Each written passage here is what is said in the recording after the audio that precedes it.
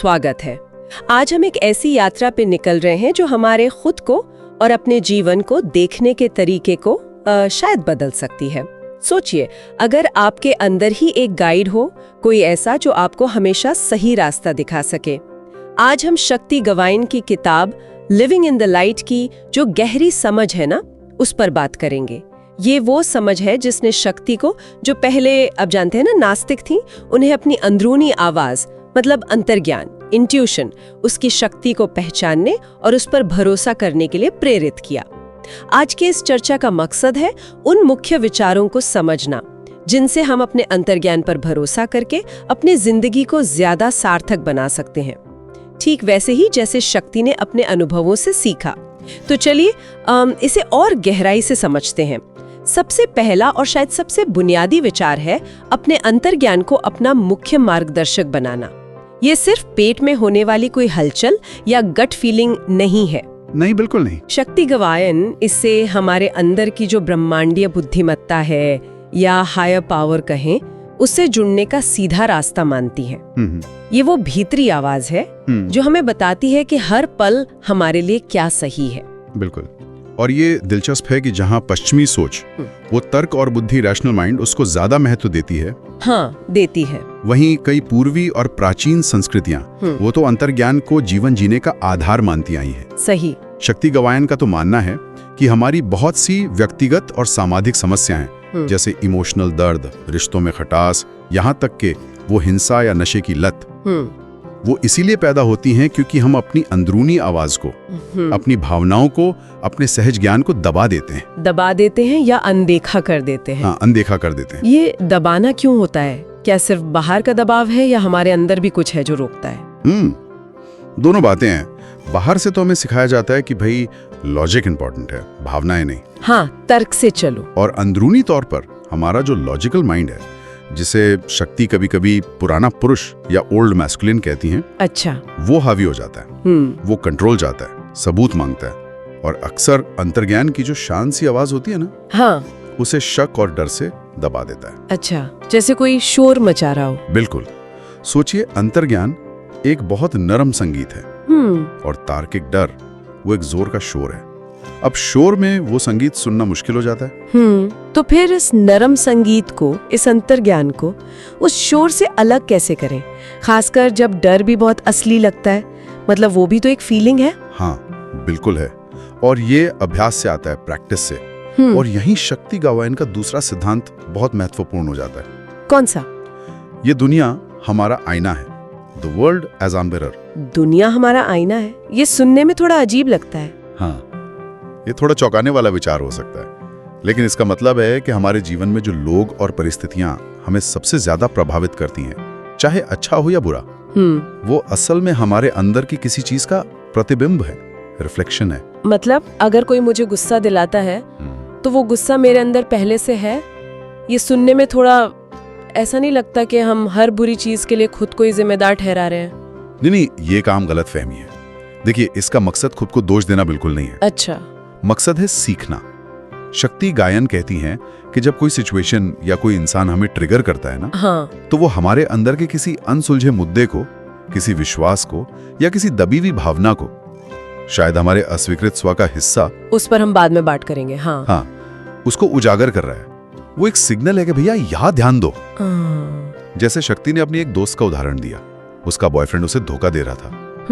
तो जब उसने अंदर झांका तो पाया कि वो खुद भी अपने इंट्यूशन के प्रति, अपनी भावनाओं के प्रति ईमानदार नहीं थी। तो ये धोखा असल में उसकी अपनी आंतरिक बेईमानी का प्रतिबिंब था। जब उसने इसे समझा तो वो खुद पर काम कर पाई, बजाय इसके कि वो सिर्फ बाहरी स्थिति को दोष देती रहे। समझ गए।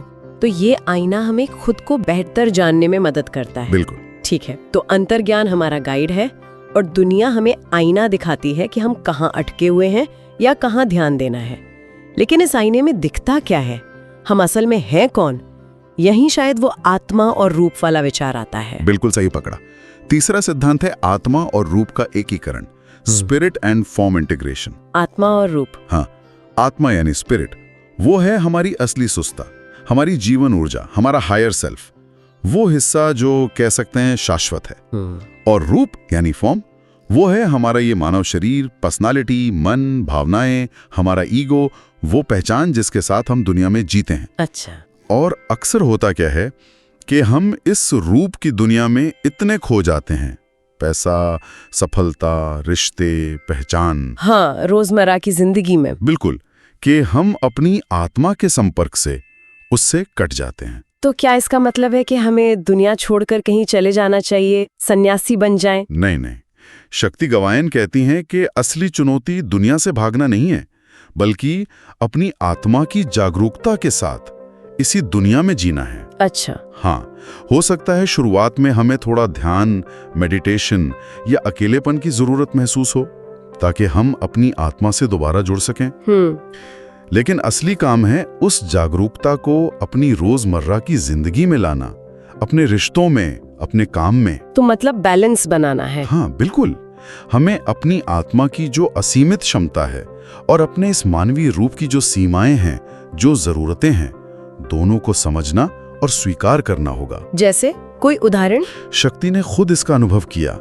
वो ओपन रिलेशनशिप के एक आध्यात्मिक आदर्श को मानती थी, लेकिन उन्होंने महसूस किया कि उनकी मानवीय भावनाएं, जलन, दर्द, असुरक्षा वो भी थीं। उन्हें एहसास हुआ कि उनके मानवीय रूप को एक निष्ठ रिश्ते की जो भावनात्मक सुरक्षा और इंटीमेसी होती है, उसकी जरूरत थी। ओह, तो आदर्श और असलियत में फर्क था। हाँ, और दोनों को स्वीकार करने से ही संतुलन आया। ये नहीं कि एक सही है और दूसरा गलत, दोनों ही उनके हिस्से थे। ये संतुलन वाली बात बहुत महत्वपूर्ण लग रही है, और शायद यहीं पर वो पुरुष और स्त्री ऊर्जा वाला विचार भी फिट होता है, जिसकी आपने पहले बात की थी। हाँ बिल्कुल, चौथा सिद्धांत हमारे भीतर की स्त्री और पुरुष ऊर्जा, इनर मैस्कुलिन एंड फेमिनिन, उसका संतुलन है। और ये बायोलॉजिकल जेंडर की बात नहीं है ना? नहीं, बिल्कुल नहीं। ये ऊर्जाओं की बात है जो हम सब में होती हैं, चाहे पुरुष हो या स्त्री। स्त्री ऊर्जा, फेमिनिन एनर्जी, वो है हमारा अंतर्ज्ञान, हमारी भावनाएं, हमारी ग्रहणशीलता, क्रिएटिविटी और ब्रह्मांड से जुड़ने की क्षमता। ये वो हिस्सा है जो महसूस करता है, जानता है और इच्छा करता है। अच्छा। और पुरुष ऊर्जा? पुरुष ऊर्जा, मैस्कुलिन एनर्जी, वो है हमारा कर्म, विचार, तर्क, स्ट्रक्चर बनाने की क्षमता और दुनिया में चीजों को प्रकट करने, मैनिफेस्ट करने की क्षमता, एक्शन लेने की पावर। तो ये दोनों ऊर्जाएं साथ कैसे काम करती हैं आइडियली? सृजन तब होता है जब स्त्री ऊर्जा यानी अंतर्ज्ञान, इच्छा, वो मार्गदर्शन करती है, वो बताती है कि क्या करना है, और पुरुष ऊर्जा यानी कर्म, तर्क, वो उसका समर्थन करती है, उसे साकार करने में मदद करती है, एक्शन लेती है। अच्छा। शक्ति गामायन इसे एक रानी, स्त्री, और उसके समुराई योद्धा, पुरुष, के रूपक से समझाती है। दिलचस्प है। रानी निर्देश देती है और वफादार योद्धा बिना सवाल की उसकी रक्षा करता है और उसके निर्देशों का पालन करता है। लेकिन असल जिंदगी में ऐसा होता नहीं अक्सर। हाँ, समस्या तब होती है जब पुराना पुरुष, मतलब वो तार्किक मन जो कंट्रोल चाहता है और भावनाओं से डरता है, हाँ, वो हावी हो जाता है और वो अंतर्ज्ञान रूपी रानी की आवाज को दबा देता है, शक करता है, सवाल पूछता है। बिल्कुल, हमें नए पुरुष को जगाना है, वो मैस्कुलिन एनर्जी जो अंतर्ज्ञान का सम्मान करे और उसकी सेवा में काम करे, उसका साथ दे। ये समझना कि हम सबके अंदर ये दोनों ऊर्जाएं हैं और उन्हें संतुलित करना जरूरी है, ये वाकई एक शक्तिशाली विचार है। और ये मुझे शक्ति गवायन के एक और अहम सिद्धांत की याद दिलाता है कि हमारे भीतर कई स्व या पहलू होते हैं, मेनी सेल्व्स विद इन। ऐसा लगता है जैसे हमारे अंदर अलग अलग किरदार रहते हैं। हाँ, ये पांचवा मुख्य विचार है और ये साइकोलॉजी ऑफ सेल्फ से प्रेरित है। इसके अनुसार हम एक मोनोलिथिक पर्सनैलिटी नहीं है, एक अखंड व्यक्तित्व नहीं है, बल्कि हमारे अंदर कई उपव्यक्तित्व या स्व होते हैं। सेल्व्स, जैसे कुछ हमारे प्राथमिक स्व होते हैं, प्राइमरी सेल्व्स, जिनसे हम ज्यादातर अपनी पहचान जोड़ते हैं, जैसे जिम्मेदार व्यक्ति, सबको खुश करने वाला, मेहनती इंसान, तार्किक विचारक। हाँ, जो हम दुनिया को दिखाते हैं, बिल्कुल, ये हमें दुनिया में फंक्शन करने में मदद करते हैं। और फिर वो हिस्से भी होते हैं जिन्हें हम पसंद नहीं करते, छुपाते हैं। हाँ बिल्कुल, उन्हें अस्वीकृत स्व कहते हैं, डिसोन्ड सेल्व्स। ये हमारी छाया, शैडो। अच्छा, शैडो। हाँ, ये वो हिस्से हैं जिन्हें हमने दबा दिया है क्योंकि हमें लगता है कि वो बुरे हैं या अस्वीकार्य हैं या खतरनाक हैं, जैसे गुस्सा, डर, आलस, स्वार्थ या भेद्यता, वल्नरेबिलिटी भी। लेकिन शक्ति गवायन और साइकोलॉजी ऑफ सेल्व्स के अनुसार इन अस्वीकृत हिस्सों में भी बहुत महत्वपूर्ण ऊर्जा होती है, शक्ति होती है। और सबक छिपे होते हैं। अच्छा। हाँ, जब हम उन्हें पूरी तरह नकार देते हैं तो हम अपनी पूरी क्षमता से कट जाते हैं, हम अधूरे रह जाते हैं। तो क्या इसका मतलब है कि हमें अपने गुस्से या स्वार्थ को खुलकर जाहिर करना चाहिए? ये तो खतरनाक हो सकता है। नहीं, यहाँ पर जागरूक अहंकार का विकास, अवेयर ईगो, वो महत्वपूर्ण हो जाता है। जागरूक अहंकार, ये क्या है? ये हमारे अंदर का वो शांत ऑब्जर्वर है, पर्यवेक्षक, जो हमारे सभी अलग अलग स्व को देख सकता है, उनकी आवाजें सुन सकता है, उनकी जरूरतें समझ सकता है, लेकिन उनसे पूरी तरह आइडेंटिफाई नहीं होता, उनसे जुड़ता नहीं है। अच्छा, एक दूरी से देखता है। हाँ, एक तरह से। ये हमें संतुलन बनाने में मदद करता है। जागरूक अहंकार ये तय कर सकता है कि किसी स्व की ऊर्जा को कंस्ट्रक्टिव तरीके से कैसे व्यक्त किया जाए, रचनात्मक रूप से, बजाय इसके कि वो विनाशकारी रूप से बाहर निकले। जैसे गुस्से का उदाहरण लें तो? हाँ, जैसे गुस्से की ऊर्जा को अन्याय के खिलाफ खड़े होने में इस्तेमाल किया जा सकता है, या अपनी सीमाएं तय करने में, बजाय किसी पर चिल्लाने के। बिल्कुल। लक्ष्य इन हिस्सों को स्वीकार करना है, उन्हें समझना है, न कि उन्हें बेलगाम होने देना है, उन्हें इंटीग्रेट करना है। ठीक है, ये सारे सिद्धांत, अंतर्ज्ञान, आईना, आत्मा रूप, स्त्री पुरुष ऊर्जा और ये कई स्व सुनने में तो बहुत गहरे और दिलचस्प है वाकई। लेकिन अब बड़ा सवाल ये है कि इन्हें रोजमर्रा की जिंदगी में उतारें कैसे, खासकर अंतर्ज्ञान पर भरोसा करना, जहाँ इतनी सारी अंदरूनी आवाजें हैं, डर भी है, शक भी है, दूसरों की राय भी है। हाँ, ये वाकई एक अभ्यास है, कोई एक दिन का काम नहीं है। ये शक्ति गवायन सुझाव देती हैं कि छोटी छोटी चीजों से शुरुआत करें, छोटे स्टेप्स। हाँ, दिन में कई बार बस रुकें, एक पल के लिए, और खुद से पूछें, मैं अभी कैसा महसूस कर रहा हूँ, मेरे शरीर में क्या हो रहा है, कहीं कोई तनाव है, कोई सुकून है। फिजिकल लेवल पर ध्यान देना। हाँ, और फिर पूछें, क्या ये निर्णय सही लग रहा है, भले ही मेरा दिमाग, मेरा तर्क कुछ और कह रहा हो। अपनी अंदरूनी बातचीत पर ध्यान दें, वो जो अंदर डायलॉग चलता रहता है। अच्छा। लेकिन एक प्रयोग के तौर पे अंतर्ज्ञान को चुनकर देखें क्या होता है। अच्छा, एक्सपेरिमेंट करें। हाँ, शरीर के संकेतों पर, जैसे दर्द, बेचैनी, थकान, उन पर खास ध्यान दें। वो अक्सर अनदेखी की गई भावनाओं या जरूरतों के मैसेज होते हैं। धीरे धीरे अभ्यास से आप अंतर्ज्ञान की जो विशिष्ट फील होती है ना, उसको पहचानने लगेंगे। उसकी क्या फील होती है? वो अक्सर शांत होती है, स्पष्ट होती है और एक विस्तारक, एक्सपेंसिव फीलिंग देती है, जबकि डर या शक वो सिकुड़न पैदा करता है, कंस्ट्रक्शन। अच्छा, और क्या इस प्रोसेस में जिंदगी थोड़ी गड़बड़ा सकती है, जैसे पुराने पैटर्न टूटें, रिश्ते बदलें, उथल पुथल हो सकती है? हाँ, बिल्कुल हो सकता है, और ये सामान्य है, बल्कि ये एक अच्छा संकेत है। अच्छा। हाँ, क्योंकि जब आप अपनी सच्ची आवाज सुनना शुरू करते हैं तो हो सकता है कि आप उन चीजों को करना बंद कर दें जो आपके लिए सही नहीं है, भले ही आप उन्हें सालों से कर रहे हो। पुराने रिश्ते जो शायद आपसी सच्चाई पर आधारित नहीं थे, वो बदल सकते हैं या खत्म भी हो सकते हैं। बाहरी तौर पर यह अस्थिरता जैसा लग सकता है, उथल पुथल, लेकिन अंदरूनी तौर पर यह आपके सच्चे स्व के साथ ज्यादा अलाइन होने की प्रक्रिया है, ज्यादा सिंक में आने की। तो ये विकास का हिस्सा है? बिल्कुल, ये विकास का, ट्रांसफॉर्मेशन का हिस्सा है। रिश्तों की बात आई है। हाँ। तो अगर हमारा प्राथमिक रिश्ता खुद से है, अपनी आत्मा से, हाँ। तो फिर दूसरों के साथ गहरे रिश्ते कैसे बनते हैं? कहीं ये स्वार्थ तो नहीं कि बस अपने पे फोकस करो? नहीं, बल्कि इसके विपरीत है।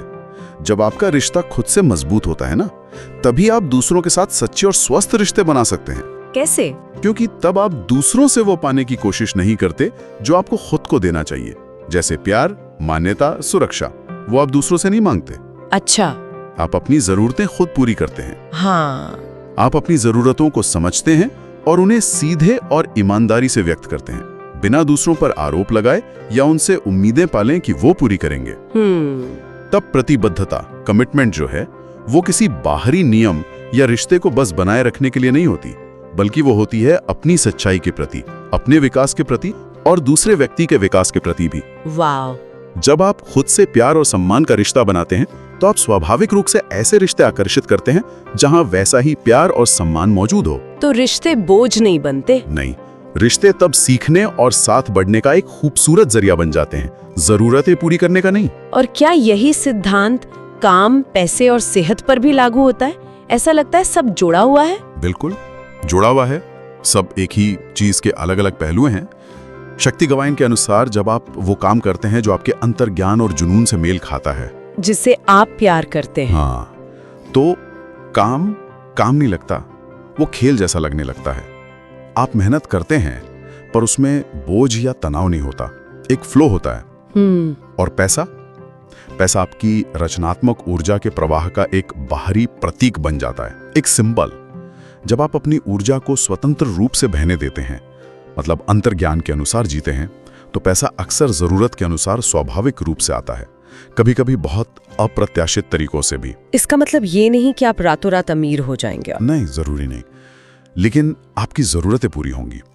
और उससे ज्यादा जरूरी, आपको एक आंतरिक संतुष्टि मिलेगी, वो फीलिंग कि आप सही रास्ते पर हैं। और सेहत, क्या वो भी हमारे अंदरूनी हाल का आईना है? हाँ, बिल्कुल।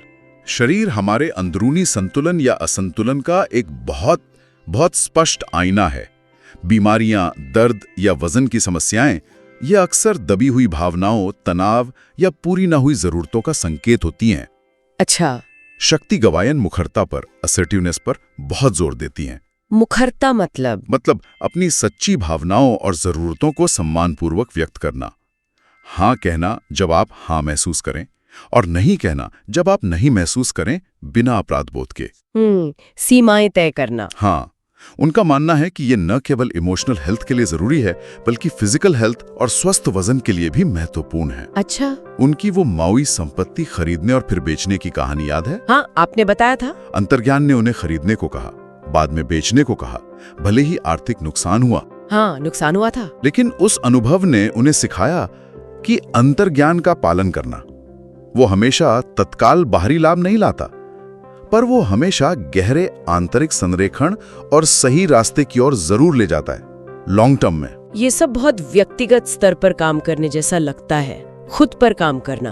लेकिन क्या हमारे अंदरूनी बदलाव से वाकई बाहरी दुनिया में, समाज में, पर्यावरण में, उसमें भी कोई फर्क पड़ता है? ये दावा थोड़ा बड़ा लगता है कि मेरे बदलने से दुनिया बदल जाएगी। हाँ, ये सुनने में बड़ा लग सकता है। शक्ति गवायन इसे समझाने के लिए 100वें बंदर सिंड्रोम का विचार इस्तेमाल करती हैं, 100th मंकी सिंड्रोम। 100वां बंदर, ये क्या है? ये कहानी है, हालांकि इसकी वैज्ञानिक प्रामाणिकता पर सवाल है।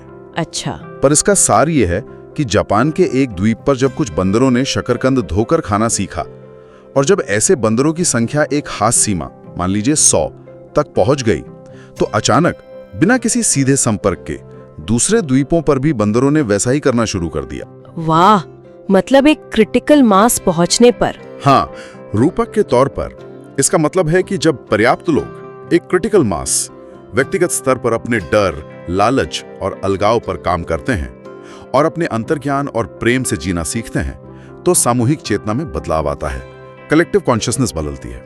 तो दुनिया की समस्याओं का हल वो बाहरी एक्शंस के ज्यादा अंदरूनी काम में है? शक्ति गवायन का तर्क यही है कि बाहरी दुनिया की समस्याएं, गरीबी, हिंसा, पर्यावरण का विनाश, ये हमारे अंदर के सामूहिक डर, लालच और शक्ति के दुरुपयोग का ही प्रतिबिंब है, आईना है। अक्सर डर, अपराध बोध या गुस्से से प्रेरित होकर जो सामाजिक कार्रवाई की जाती है, वो अनजाने में समस्या को और बढ़ा सकती है। उसमें वही पुरानी ऊर्जा होती है। अच्छा, लेकिन जब हमारी कार्रवाई हमारे गहरे अंतर्ज्ञान से, करुणा से और आंतरिक स्पष्टता से प्रेरित होती है, तो वो वास्तव में परिवर्तनकारी शक्ति रखती है, ट्रांसफॉर्मेटिव होती है। तो हर व्यक्ति जो अपने भीतर ज्यादा रोशनी लाता है, हाँ, वो अनजाने में पूरी दुनिया के लिए रोशनी बढ़ाता है। वाह।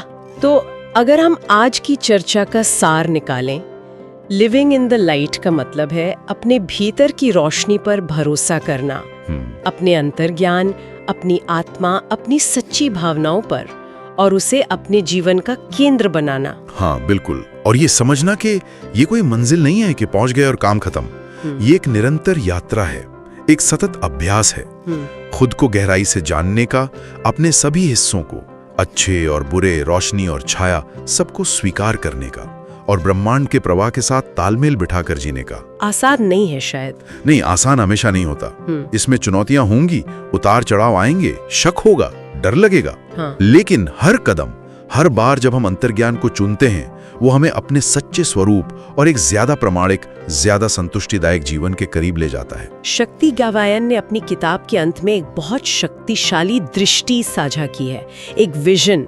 उन्होंने देखा कि एक पुराना ढहता हुआ भूरा शहर है और उसकी जगह एक नया जादुई इंद्रधनुषी रंगों वाला शहर उग रहा है। और ये नया शहर ये हमारे अपने भीतर की रोशनी से बन रहा है। खूबसूरत कल्पना है। हाँ, तो आज सोचने के लिए छोड़ जाते हैं इस विचार के साथ, किसी के अपने भीतर के शहर का कौन सा पुराना ढहता हुआ हिस्सा है जो अब रोशनी में आने के लिए तैयार है, बदलने के लिए, नए सिरे से बनने के लिए। थोड़ा विराम। अगर इस विषय में और गहराई से जानने की इच्छा हो तो शक्ति गावाइन की किताब लिविंग इन द लाइट जरूर देख सकते हैं। अगली बार तक सुनते रहें, सीखते रहें